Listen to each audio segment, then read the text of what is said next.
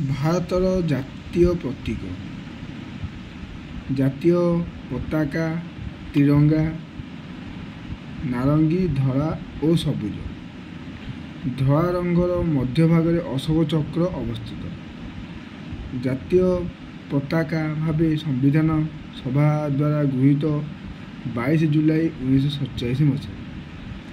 ପ୍ରଥମ ଜାତୀୟ ପତାକା କେବେ ଉତ୍ତୋଳନ ହୋଇଥିଲା ନା 15 ଅଗଷ୍ଟ 15, 1947 ମସିହା। ଭାରତର ଜାତୀୟ ସଂକେତ ଅଶୋକ ସ୍ତମ୍ଭ। ଅଶୋକ ସ୍ତମ୍ଭରେ ପଛକୁ ପଛ 4ଟି ସିଂହ ଅଛି, ମାତ୍ର 3ଟି ସିଂହ ଦେଖାଯାଏ।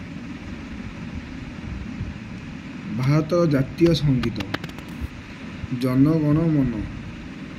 ରଚୟିତା କିଏ ନା ବିଶ୍ୱକବି ରବୀନ୍ଦ୍ରନାଥ ଠାକୁର।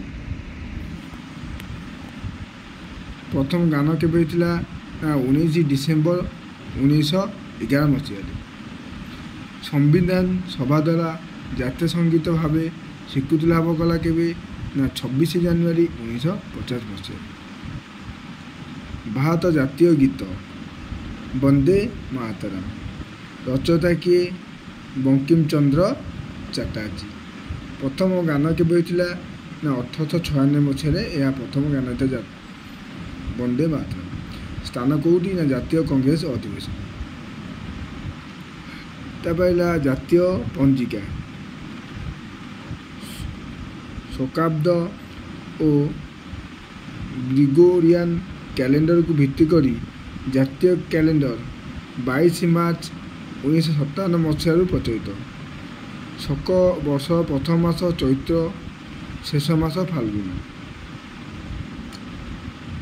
ଭାରତ ଜାତୀୟ ପୁଷ୍ପ ପଦ୍ମ।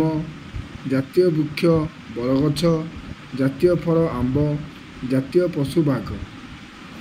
1972 ମସିହାରୁ ଜାତୀୟ ପଶୁ ଭାବେ ଗୃହୀତ। ଜାତୀୟ ପଶୁ 1972 ମସିହାରୁ ଗୃହୀତ ଅଛି। ଜାତୀୟ ପକ୍ଷୀ ମୟୂର 1964 ମସିହାରୁ ଜାତୀୟ ପକ୍ଷୀ ଭାବେ ଗୃହୀତ। ଜାତୀୟ ନଦୀ ହେଉଛି ଗଙ୍ଗା ନଦୀ। ଏହାର ଦୈର୍ଘ୍ୟ ହେଉଛି 2510 କିଲୋମିଟର। ଜାତୀୟ ଧ୍ୱନି ଭାରତର ହେଉଛି ଶଙ୍ଖ ଧ୍ୱନି।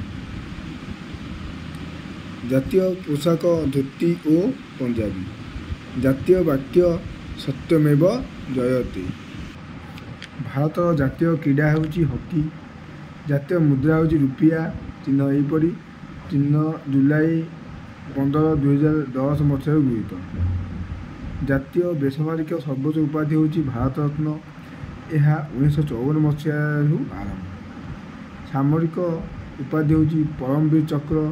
ଏ 1947 ମସିହାରୁ ଆରମ୍ଭ ହୋଇଥିଲା। ଜାତୀୟ ଦିବସ ସ୍ୱାଧୀନତା ଦିବସ ଅଗଷ୍ଟ 15।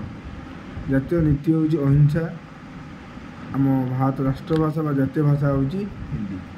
ଭିଡ଼ିଓଟି ଆପଣମାନେ କିପରି ଲାଗିଲା କମେଣ୍ଟ ମାଧ୍ୟମରେ ନିଶ୍ଚୟ ଜଣାଇବେ।